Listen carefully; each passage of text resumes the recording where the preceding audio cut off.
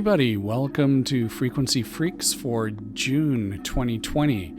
We're still under a pretty heavy lockdown here in Toronto as the virus has not completely left us.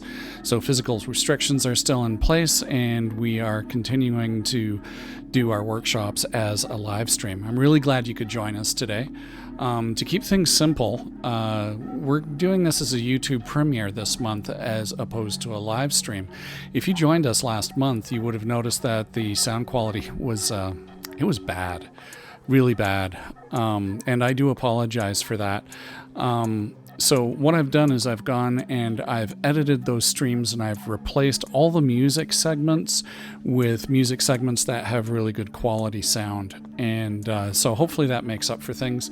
The other thing that I did was I created a music-only video, and I think I will probably do the same thing for this workshop as well. So I will post that separately in a day or two, and we'll continue on like that. We may go back to doing things live in the future in terms of live streaming.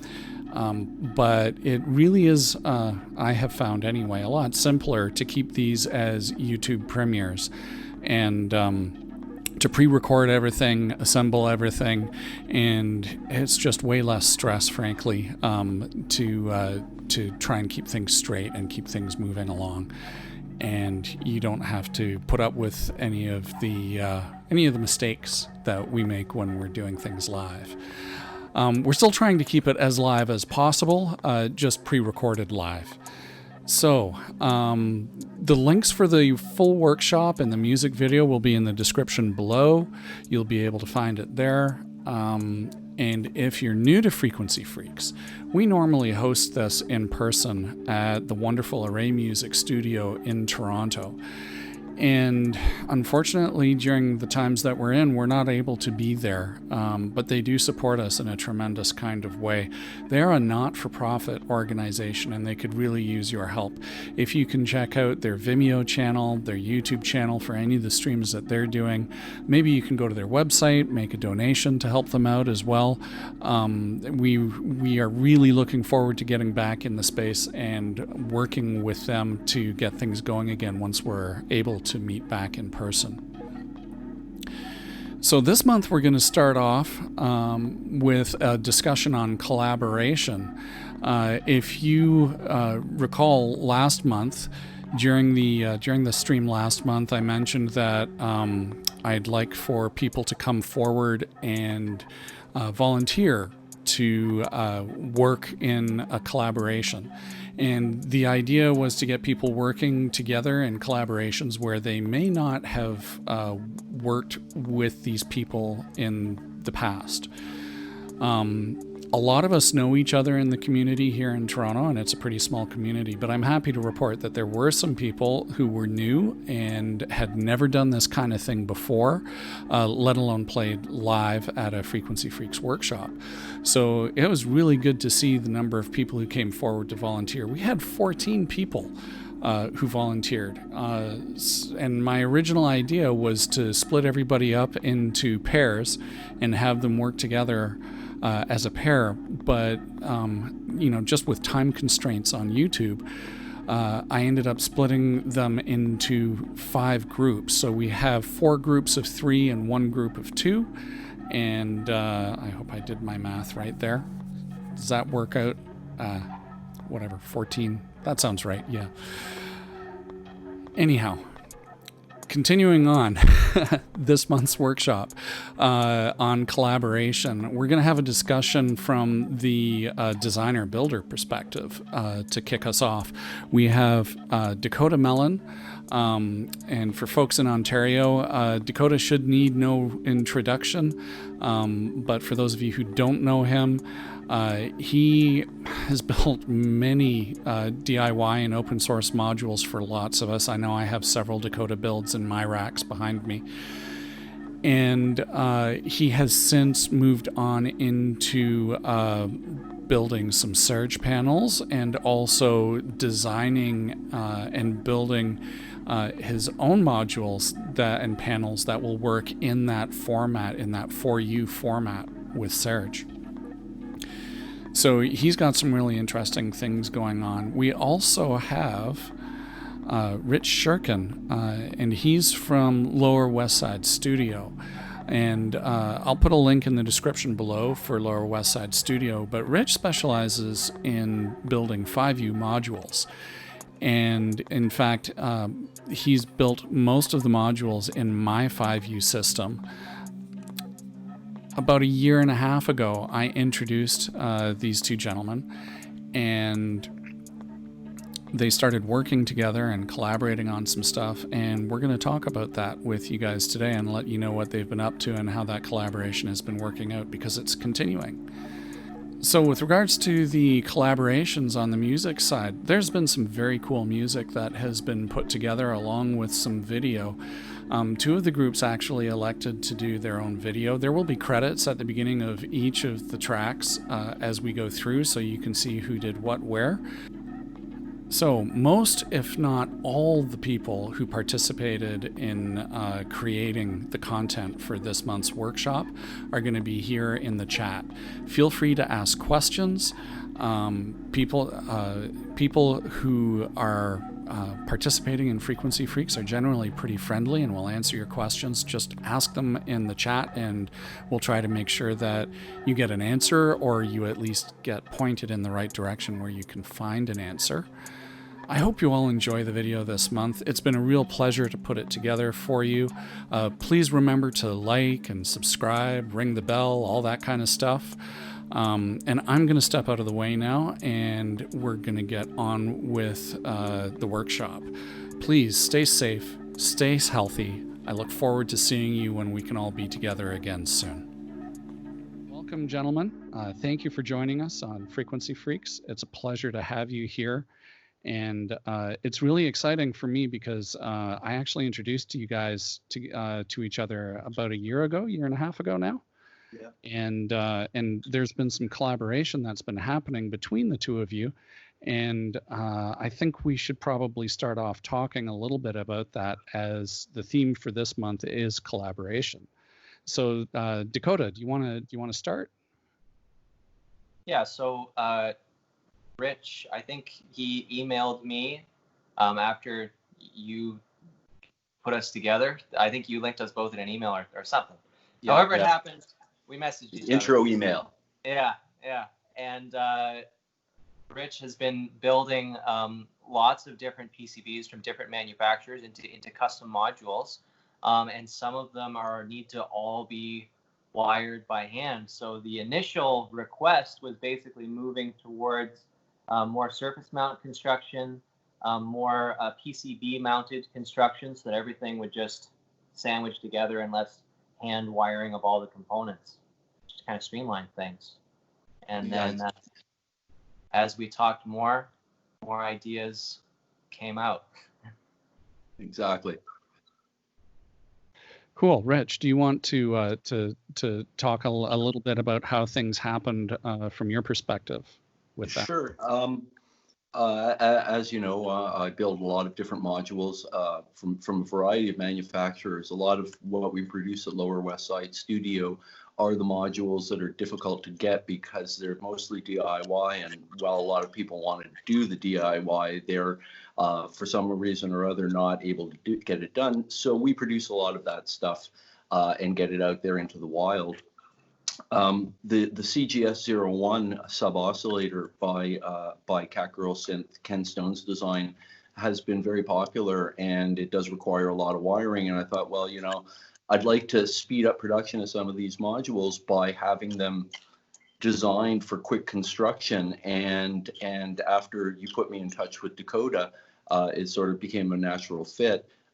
We discussed it, and Dakota got the necessary rights from the IP owners, and we came out with the CGS-01, which is a fantastic little module, a beautiful design, and now takes no time to assemble. I can speak from firsthand knowledge because you sent me one of those modules, and yeah, I've been using it a fair bit, and it has really helped fill out the low end of my system. Exactly. Speaking of systems, Rich, I can see your system behind there. I can also see that you've moved some things around since the last time I paid you a visit. Okay. I think that the Frequency Freaks folks who are watching this would be really interested in seeing what you have in there. If you could give us a little tour, that would be awesome. Sure. I'm gonna try to get the video as good as possible. And so what I've done is I've got a whole series of synths. Hang on. I'm not sure if you can see it clearly, but this is sort of the control center where I've got a couple of Roland controller keyboards, a PK5 on the floor, all patched in through some MIDI toys. And basically I can control all the synths. I've got a motif, a Prophet, an old CS5 that can't be controlled, of course. And then, hang on, over here, hang on. CS5 is great. There we go. We've got a Sorry? Oh, I was just saying the CS5, 10, 15. There was such a great little sense. I really love those. The 5, I had to go out and get one. It was the first synth I ever had in my house. It belonged to my bass player, and I had it up on my baby grand piano, and I would be playing it when I was much younger, and it was amazing. So I had to get the retro version. This is Fat Bastard, which is a polychain of 6 slim fatties, and that gives me sort of a mock polyphony, Moog polyphony. And then if we go, hang on, over here. All that mock polyphony. You got 6 independent devices there all working together. That's anything but mock. Yeah, actually, you're right. And until you have to tune it. Mock polyphony. Yeah. It is true what they say about the slim fatties. It takes 45 minutes for them to heat up and become stable, but they are quite amazing, and I get some really awesome sounds out of it. Then of course there's the modular in the back. It's all MU in this case. Make sure the camera's with me. Broken down into several chunks basically. Yesterday I actually got my mini brute back, which I used to control it because it's got CV outs natively. Long and McQuaid service stopped for a little while during the outbreak, of course, but they're back up and running now. And then behind me is now sort of the control center. I've got a couple of Mackie Onyx mixers controlled through Firewire. They're aggregated, and basically it allows me to mix everything up. Oh yeah, and a couple of vintage JX HP, 8B, and a DX7, and of course this my flea market synth, which has been modified to plug into the modular. So actually, you'd be surprised at some of the wild beats you can get from the included sequencer, including the doggy and ducky sounds. So, and that's basically it. That's basically where I play with all the toys that I build. Cool. Very nice. Thank you. And Dakota, I know you have a room somewhere there. Are you able to show us around a little bit? Yeah. We might have to do some editing cuts here, but I'm gonna run down real quick to make sure. So I've got 2 rooms. I've got next door at my mom and dad's place, because we actually live in a combined unit here. So nice. Most of my vintage stuff is in dad's kind of studio. And then I've got my modular is downstairs where I can play it here. So nice. Why don't I just run you downstairs? All I know is I heard too many Moogs and a Prophet 5 during some conversation. So I've got to see some of these toys. Oh, are those delays up there? Sorry? Are those tape delays up there? Yeah, so these are my 2. I actually really, really like Korg tape delays. I do think the Roland Space Echoes sound a little bit better, but the Korgs have never broken on me, ever. And for that, I love them. So this is the 2 panels of stairs that I'm mostly playing with the last little while. I've been adding on to it some of my own designs, but most of them are next door right now because I've been working on some things. So this is kind of the 2 main panels. Probably the most 2 common 2-panel systems. You've got 3 VCOs, 1 filter, your envelope generator here and here. You've got track and hold and sample and hold here. You've got your wave multiplier. And then you have another variable bandwidth filter here and a Wilson analog delay, which sounds really, really great. Does kind of Karplus strong short delays, really, really gorgeous textural sounding delay. And then I have a bootless system I've built here, which is got the Dodica up top with a 258 oscillator pair over here, 259 below it, source of uncertainty, quad function, and quad low pass gate. So yeah, kind of the greatest hits of some of the stuff for a usable small system. And that's actually together the way it is right now because it is sold to someone who's taken the dive into bootless. So hopefully they'll really enjoy it. Now, back upstairs. Is this all right? Me running around with my face? Absolutely. So there's the tape delays. They aren't used as often because every time I set them up, usually I spend the rest of the day fixing them. And that's the pound of flesh that using tape delays takes from you. And then I have some different vintage synthesizers that I keep. Oh man, is that a System 100 there? Yeah. So this is a complete System 100. It took me a couple years to find all the pieces. Wow. But a really, really lovely system to work with, and sounds really great. And I also have the SH5 above it, which in some ways is kind of the mobile version of the System 100. Not really, but it's a really fun synth. And then this is kind of used to be kind of my stack of white synthesizers, because I was keeping kind of everything color matched. So I've got a white ARP Odyssey at the top, and if I just put you down here for a second, and this is a 2-voice that I picked up from Synths When, and that's probably my favorite synthesizer of all time. So that's an Oberheim 2-voice. Yeah, it's a vintage Oberheim 2-voice, and it sounds great all the time. I just to be clear, I knew that. I just didn't say it, and there may be some people watching who don't actually recognize it. So. Oh, sorry. Did I skip over it? Yeah, that's, I had my dream synthesizer to get when I was a couple years ago was an OBXA, and I happened to purchase one at the same time I had my 2-voice, my vintage 2-voice here, and I sold the OBXA. It's just 8 voices in the OBXA for me couldn't compete with the 4 here. We're so musical and lush compared to the OBXA. The OBXA left, that one stays forever, I think. And then over here are a bunch of guitars, which we're not interested in. So they're interesting. You can interface them with your modular.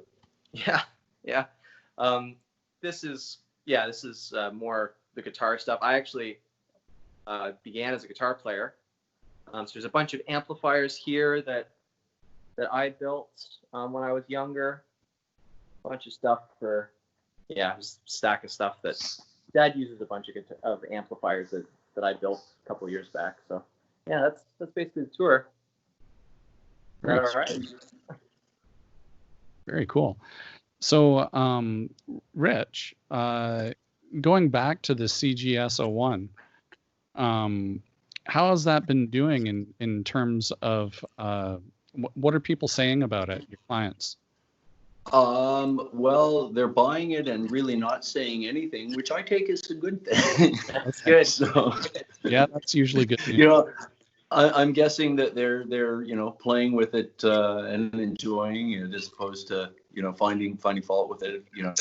It is a stripped down version of the full CGS-01, but the convenience of having that kind of capability in one unit width is really the big seller, I think, because as you mentioned, you throw a sub oscillator in, even if you've only got one oscillator in your system, it can add so much depth and harmonics. I mean, if you play with it. And the neat thing is you feed it a couple of square waves and all of a sudden you've got a sequencer. I often patch mine through a quantizer, and it's pretty cool. It's a fun module. And Dakota made it so simple. Sorry. It also has some really interesting divisions available, with which a lot of other sub-octave designs don't really have, like the 753 switch. Yeah. Yeah, you can get some really interesting harmonically related, which combines really nicely with kind of the digital ring mod that's on there. Because if you have just octaves, ring modding them together doesn't really do anything. Yeah. But on this one, with even a single signal, you can get some interesting stuff, ring modding odd divisions against itself, or using the two sides separately for more traditional ring mod sounds. Very cool.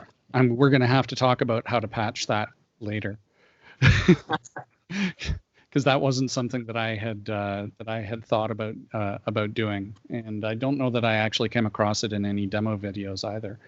But one of the things that I like to do with it is I have the USynth discrete ladder filter here. Actually, I have a couple of them, and I will run Oakley's discrete ladder.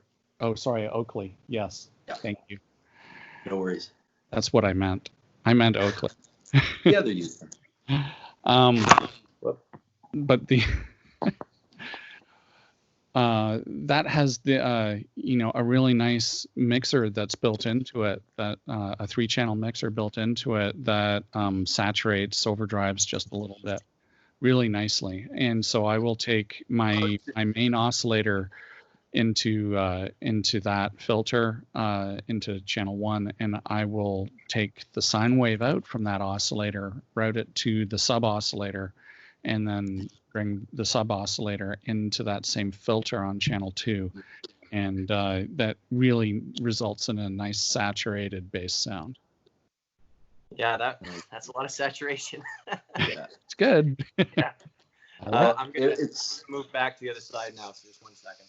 All right. Well, it's interesting because when you came over the first time when we met and you started patching my modular, and I'm hearing these sounds from it that I had never quite heard, just because of the way you got that low end out of it. In that, I remember you patched up a sequence, and I think you cut all the resonance out of the filters. You were using the DLF, and there was just something about the bottom. I don't even think you had a sub oscillator involved, but it was just the richness and the sound that you got just so quickly and easily was really impressive, actually. It's showed me I had to go back to my books on sound creation. Well, it's an easy thing to do when you have good modules and well-built modules to play with. Well, thank you. And I remember Paul talking about for I think at least a year, wondering about going into 5U, whether it would have that sound, and the sound he was looking for was the one you're talking about, I think. Yep. I think that was the one. Yeah. Oh, okay. That it was quite stunning. The right tools. Yeah. It is interesting how the various formats and various styles of the technology in each format really give it a unique sort of sonic flavor, if we're picking really fancy words. But it's true. that, when you listen to Eurorack systems or you listen to MU systems, or especially when you listen to things like Serge and Buchla, and you compare them to something that's a canned type of sound, you can almost hear the various complexities that make each system very unique into itself. Getting really philosophical about sound, but it's as I've been exposed to more and more technology, that's really what I find. Yeah. The interesting thing for me, and this is, Dakota's mentioning me talking about, perhaps getting into 5U for over a year.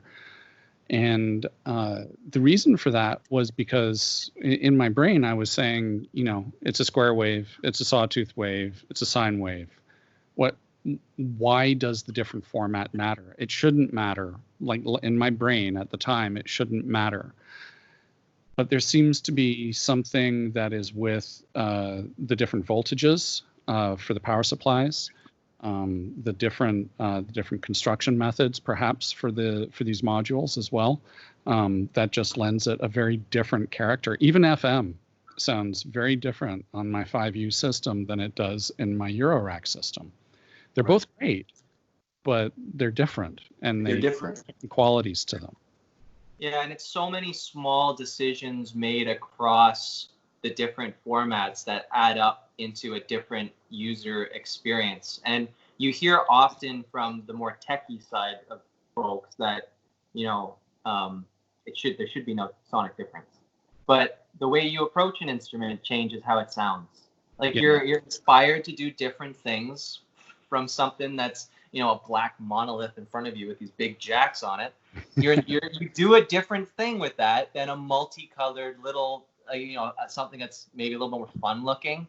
It's just the way it affects you affects how you use it, and different systems sound different, and that's just one of the mysteries. Even just laying a system out differently can change how you use the system as well. Oh yeah.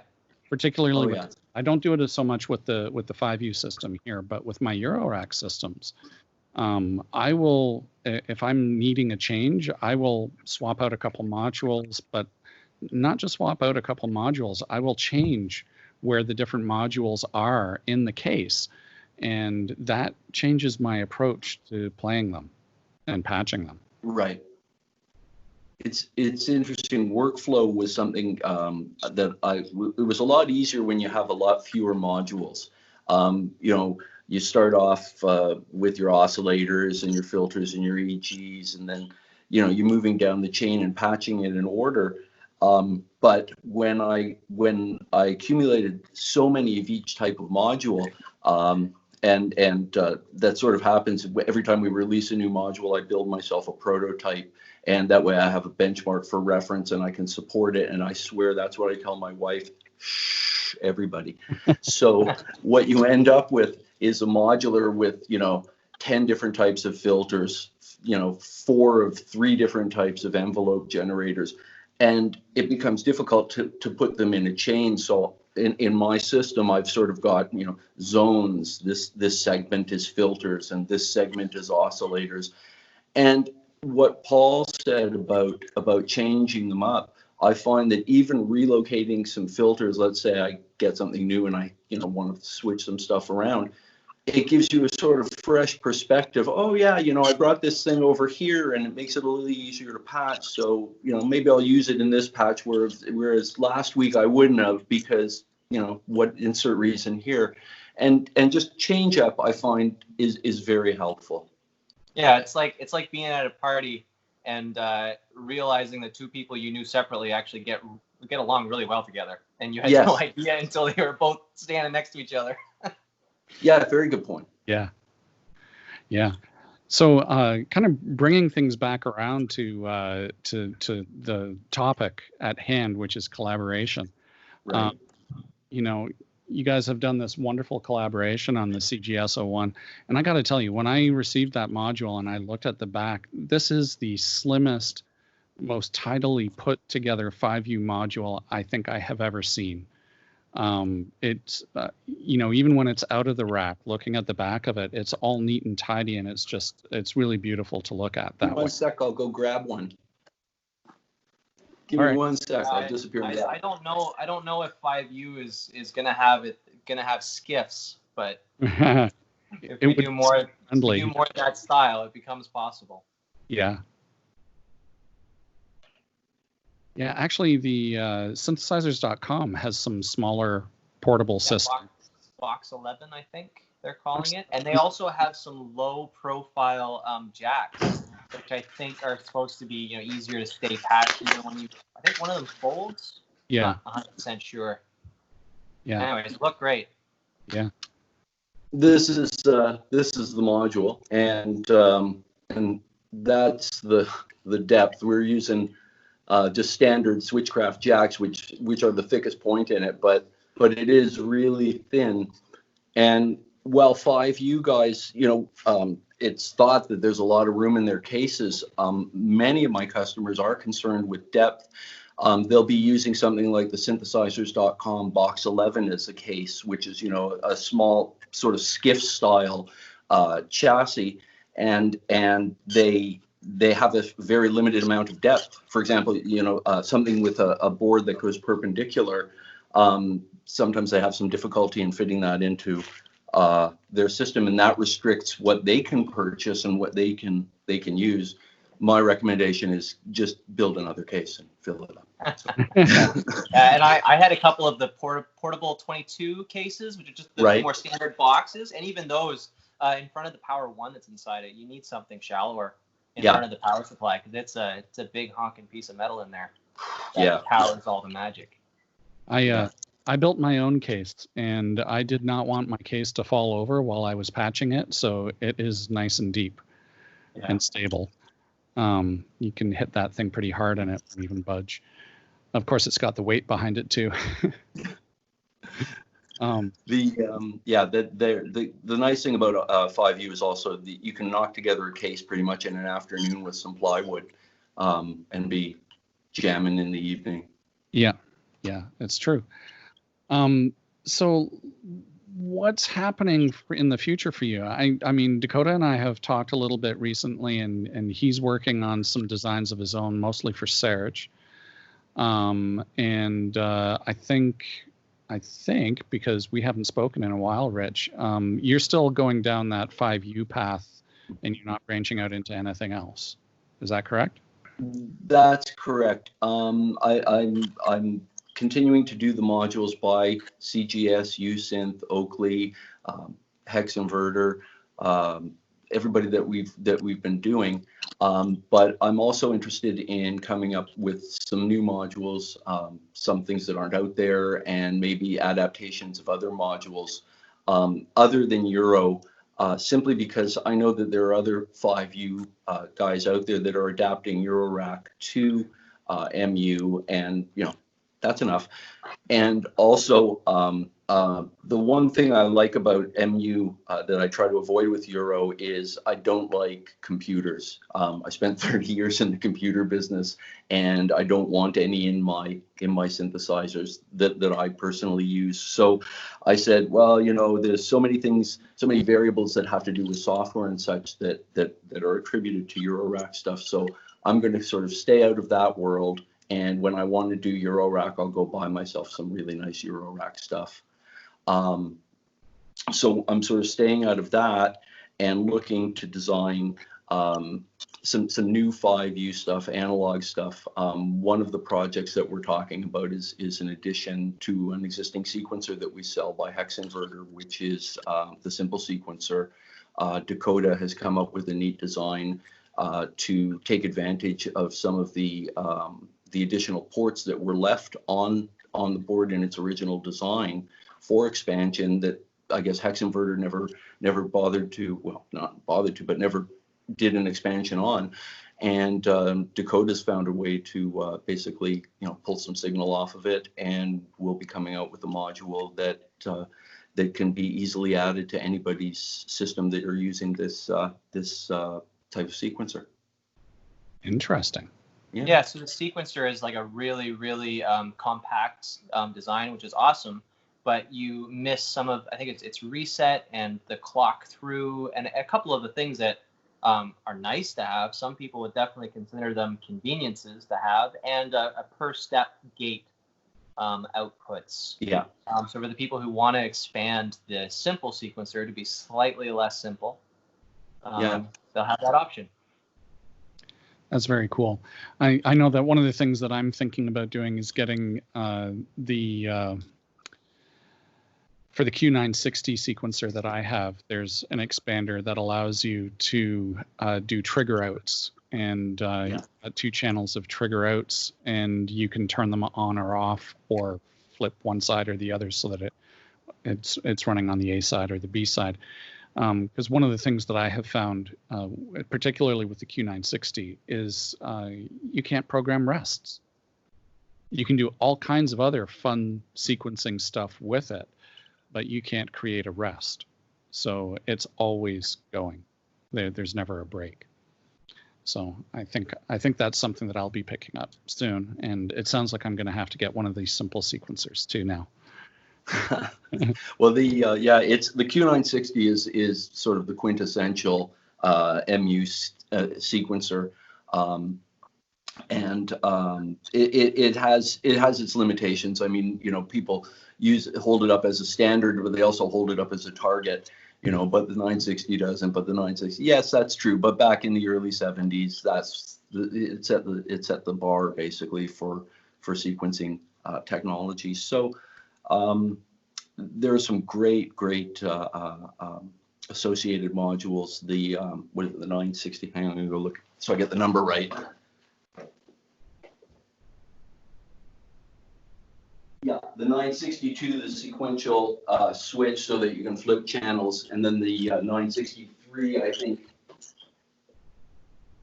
or the 961. Yeah, it's the interface as well for some of the outputs. So they've got a few companion modules that are really a lot of fun. Yeah. I have the sequential switch, and I use that for when I want longer sequences. Right. Yeah. And I've actually incorporated some Eurorack in with my system for ratcheting. So Dopefer has a clock multiplier ratchet module, which is voltage controlled. And nice. That saves me from using a full oscillator just for ratcheting. Just for ratcheting. 60. Yeah. So really happy with those things. Is there anything else that you guys are going to be working on in the near future? Or anything that you can talk about, I should say? Well, I've already kind of let the cat out of the bag that I've got a sequencer I'm working on. Which will have has rests. So nice. And is that for 5U or is that going to be Serge? So I originally designed it as a adaptation or an expansion of some Serge ideas towards sequencing, which Serge sequencers are stage addressable, so you can address stages by button out of sequence. It's similar to the MU one. You can select whichever stage you like, and basically what we're going to be figuring out is some of the patch programming that are kind of your shortcuts in Serge, how to convert that into the 5U way of approaching things without making things non-intuitive, without hiding too much behind the panel. Like, we want to keep it flexible, but also make it not feel like an alien behind a 5U panel. It's got to exactly. So yeah. One of the things that and I've mentioned this I probably mentioned it to both of you on a number of occasions. The thing that frustrates me is, it's a modular system and voltage control is king, and there's a distinct lack of voltage control capabilities on a lot of these modules. For example, I have an LFO, which is a great LFO. It's a dual LFO, but it's free running. I can't clock it. There's no voltage control over the frequency of the oscillator. So that's what drives me to have to use a full audio oscillator for in LFO mode for doing ratcheting, because it gives me volt per octave voltage control over the frequency, and you need that in order to control the ratcheting. So it's that is just one example. And then when we were talking about the Muga SEM filter, it's got a variable sweep knob right in the middle. Right. You cannot put that under voltage control for No some reason. They've actually got that board can actually be built with a CV resonance, which I'll probably start building out, because it is a neat feature. But yeah, you're right. Something like the frequency sweep would be awesome. Yeah. Yeah, it's been an interesting translation talking to Rich about how 5U approaches some things. Because I've been playing mainly Serge for the past, I think, 1 or 2 years now. I sold all my Eurorack and I really dove into Serge. And Serge is so like, okay, this is a module. We're not going to call it an LFO, but it will be an LFO, and it will filter, and it will be a VCA. And you patch it this way, it'll sample and hold. It does it all. And then you switch to 5U, and it's called an LFO, and that's the only thing it does. And you also can't reset it or change the frequency by CV. Yeah. So it's like it's a balance. Yeah. It is, and it's interesting. When I first had a look at the sequencer design that Dakota laid out, and I tried to do my first rev of the 5U adaptation, I laid it out, and I'm like, this doesn't look right. And I laid it out, and I said, this doesn't look right. And I came across, what's the problems? I'm like, well, the jacks are all on top and the LEDs are all on the bottom. And in 5U, it tends to be more that the jacks are towards the bottom of the module. The LEDs and the controls are all towards the top. And when I flipped it all around, I went, okay, that looks right, correct. Oh, yeah. So there's even a visual layout. Even though the items do the same things, the modules may do the same things. It's that look and feel that really differentiates the formats as well. Yeah. I still don't know what all the colors are for on the pool. So do I plug this in? Not to mention the amount of room you have for your fingers when you want to actually play the instrument. That's a huge one, and that was a big one for me, particularly because I have arthritis and fat fingers. So you want those large, chunky controls.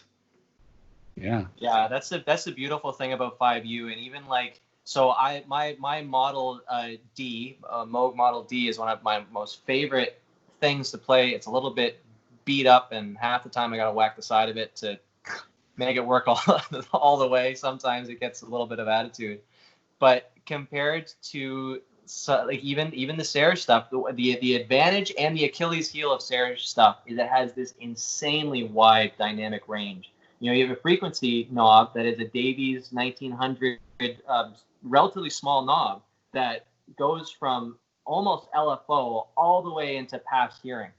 Whereas on the Model D, you just have big knobs that are just enough adjustment that you can start tuning in those intervals, and you can really get into playing it.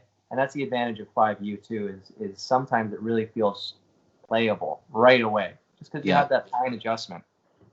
Yeah. One of the things that I keep meaning to do and I haven't done is to hook up a MIDI keyboard with a MIDI to CV converter to control the 5U. I should be able to control 4. Yeah, I should be able to control 4 full voices. Nice. That way. So that's something for another day, I think. Well, guys, we've gone on for about 40 minutes now, and I think it's time we called this and get on with the music portion of Frequency Freaks. It's been a real pleasure having you guys with me here, or with us here, I should say. It's not just me, although it feels like it because I'm all alone here, except for the people who are out there on the interwebs. So thank you so much for joining me. And I look forward to seeing you both very soon in person once we're allowed to do that again. Yeah, looking forward to it. It's nice to chat. Thanks so much for having us. It was great. It was great being here. Thanks, Paul. Thanks, Dakota. Yeah.